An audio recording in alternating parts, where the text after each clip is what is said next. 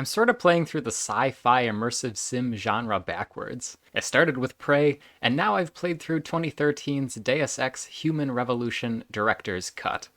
Maybe next year I'll finally play System Shock 2. A lot of things changed 6 months ago. They say they saved me, but I'm not sure saved is the right word. And in a way, I can do more now than I ever could.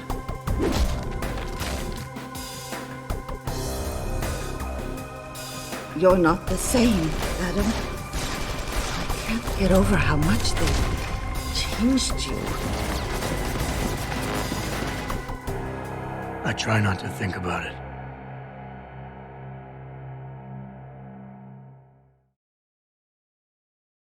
Deus Ex Human Revolution first released in 2011 for Xbox 360, PS3, and PC, and an enhanced Director's Cut edition released in 2013 for the original platforms as well as Wii U, and this is the version I played on PC. It's the third game in the Deus Ex series, and a prequel to the original Deus Ex, but you don't need to have played any other Deus Ex game before jumping into it. This was my first foray into the series, and it might be the best place for new players like me to start. I'm sure there's little references and nods to the earlier games in the series, but you definitely don't need to have played them first to enjoy this one.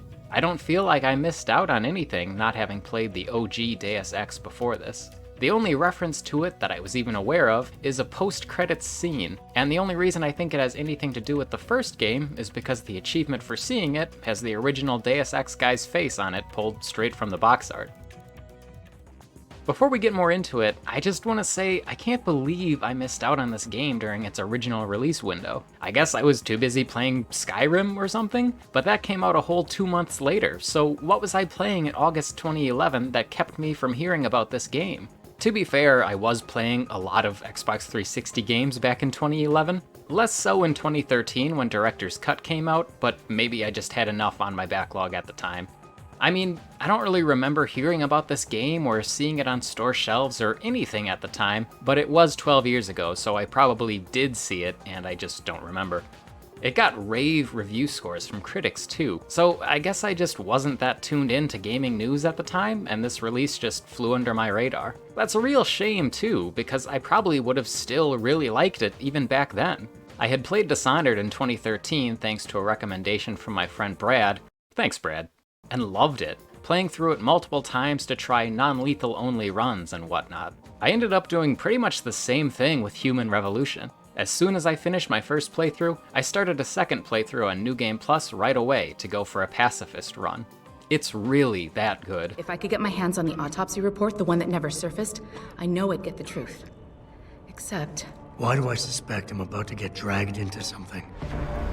Set in 2027, the story takes place in a world where humanity has made major strides in human cybernetic augmentation over the last few decades, changing the face of the world forever and causing the very definition of what it means to be human to shift.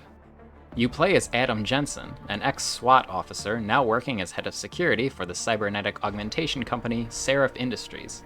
He's not augmented at first, but that all changes when Seraph Industries' lab is attacked by a mysterious group of heavily augmented soldiers, and all the researchers are killed, including Adam's ex-girlfriend Megan. Adam is nearly killed himself trying to protect Megan, but they're able to save his life by installing a bunch of augments, giving him cybernetic arms, legs, eyes, whatever it takes to keep him alive. A few months later, a rebuilt Adam returns to work for the first time since the accident, and begins his hunt for the ones behind the attack. Adam Jensen is such a cool character. I love his capable, gruff demeanor, and the voice actor's voice is really distinctive and fits the character perfectly. Nothing will ever be as cool as his cybernetic sunglasses. The story is really good too, full of equal parts sci-fi and corporate and political intrigue, with a healthy dose of conspiracy theories. It gets pretty dark sometimes too, especially a section towards the end of the game. The caliber of writing is so strong that the story is just as good on repeat playthroughs, as you'll no doubt notice little details and pick up on bits of foreshadowing that you missed the first time around. That's your pride talking.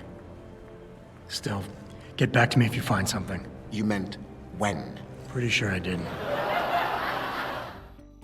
Gameplay-wise, it plays as a first-person stealth shooter, but switches to third-person during dialogue, when taking cover, and during a handful of other actions like climbing ladders.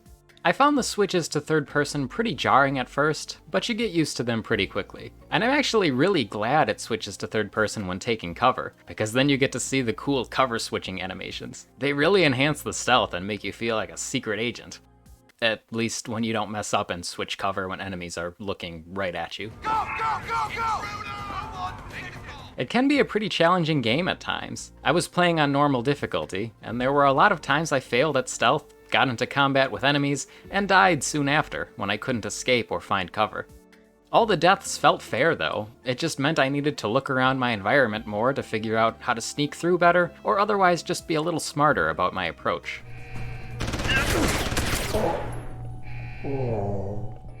A lot of elements here remind me of the immersive sims I've played so far. The inventory is grid-based and is set up pretty much exactly like Prey, and I think in both cases they were probably inspired by System Shock. There's several skill trees that offer many different ways to approach the game, and there's multiple paths through levels, ensuring you can complete missions regardless of how you've built your character. If you need to get into an apartment complex locked down by a private military company, you could try shooting your way in, and that might be a viable strategy if you have the firepower and armor for it. Or you can take a stealthier approach, searching for a vent to gain access instead of using the front door, and sneaking around once you're inside to avoid detection. I've never been so happy to find an air vent in a video game, because in this game, it means you can get somewhere interesting by crawling through the vent and seeing where you come out on the other side. There's also a whole hacking skill tree and a hacking minigame, which are also elements Prey has. I took a number of hacking perks in my first playthrough to make sure that I could hack pretty much anything in my way. Hacking can open up a lot of doors, and hacking security terminals lets you disable cameras and security robots, so it was a useful skill to have. You can also hack into computers to find emails that might reveal useful passcodes for other doors, or just to get some of that patented immersive sim world building. I found this one particularly amusing. Like in Dishonored, completing the game without killing anyone is also very possible, thanks to several non-lethal takedown options at your disposal, including the stun gun and the tranquilizer rifle. And completing the game this way in my New Game Plus playthrough was a lot of fun. In true immersive sim fashion, player freedom doesn't just include the flexible level design or skill trees. You're also free to choose which objectives to complete and how to complete them, and NPCs will react to your choices. For example, in the game's first real mission, you have a side objective to find and rescue the hostages, but it's not marked by an objective marker or anything. You actually have to go looking and find them. In my first playthrough, I forgot all about this and just completed the main objective. And at the end of the mission, everyone was like, "Good job, Adam. Too bad those hostages are all dead now, though."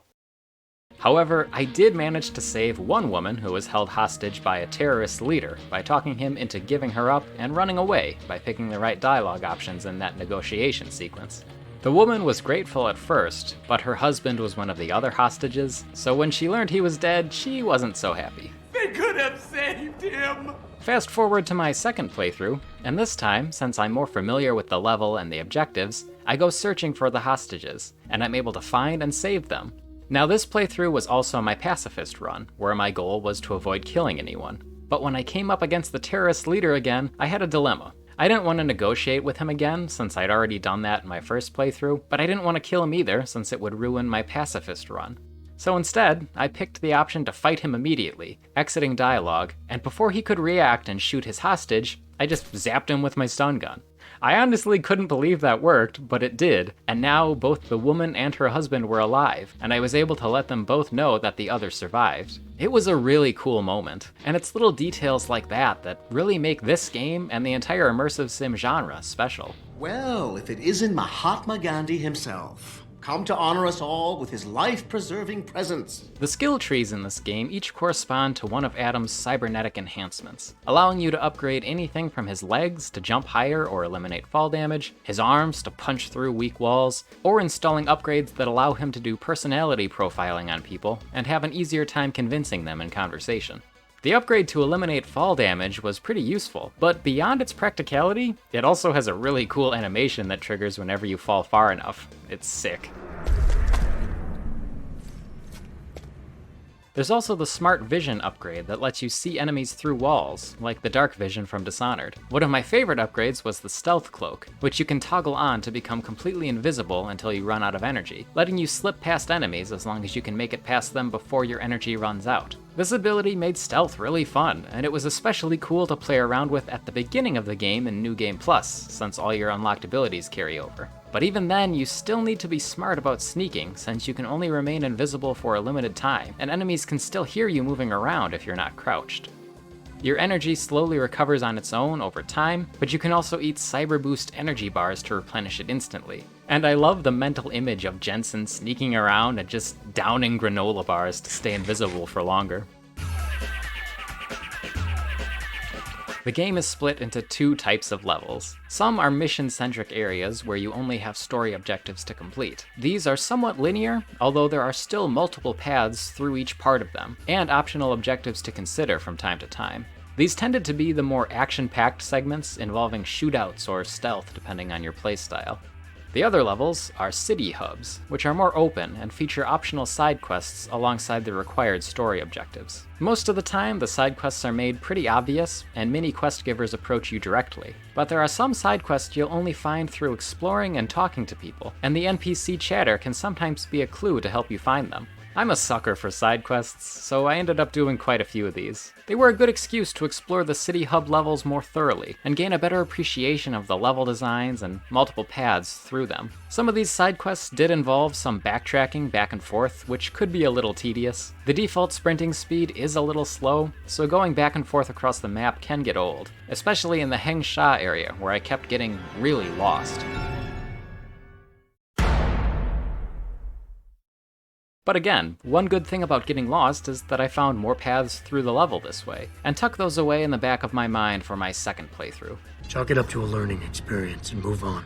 Several hidden side quests I didn't even find in my first playthrough. As I was scrolling through the locked achievements after finishing the game the first time, some of the quest locations I had missed became pretty obvious, like the Hive bartender. I knew where that was, so I was able to find that quest easily in my next playthrough. But some of the others I had no idea where they would be. And even after my second playthrough, I still don't know where the Talion AD side quest is.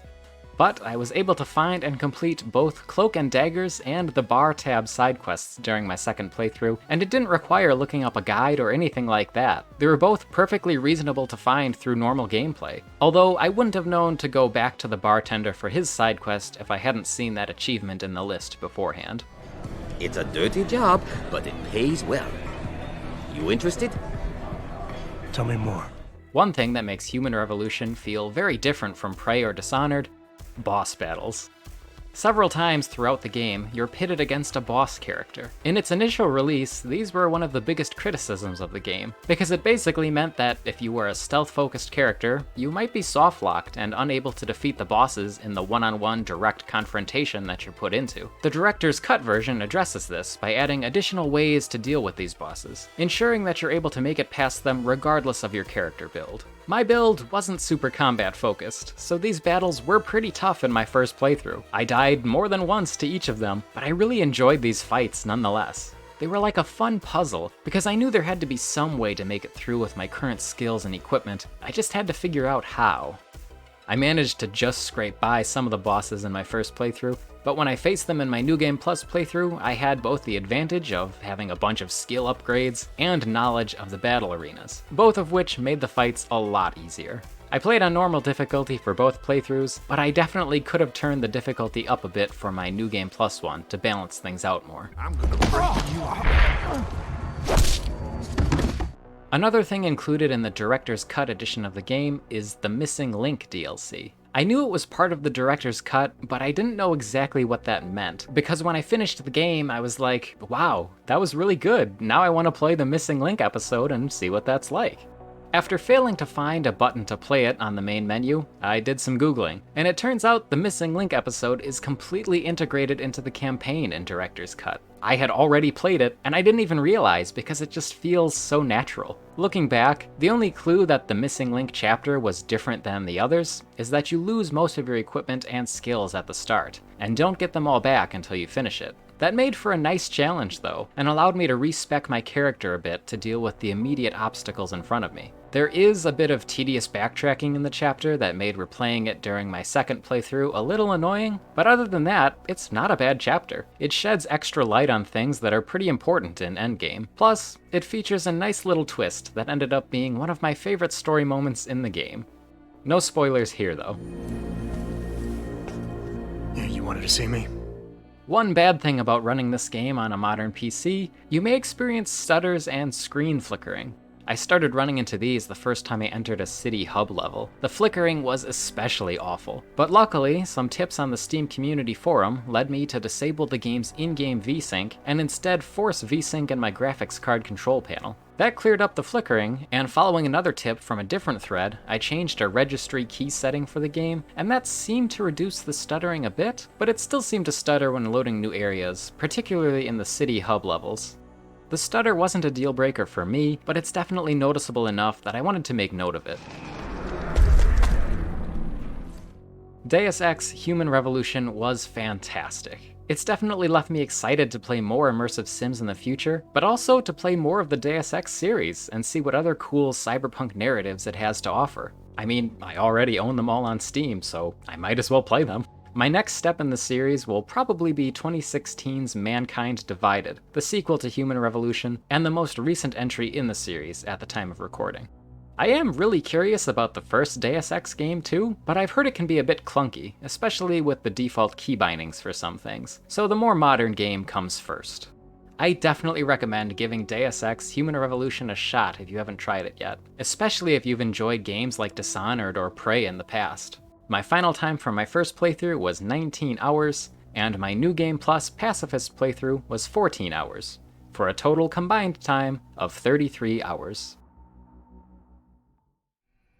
Alright, thanks for watching. Let me know if you've played Deus Ex Human Revolution in the comments down below, and I'll see you in the next video.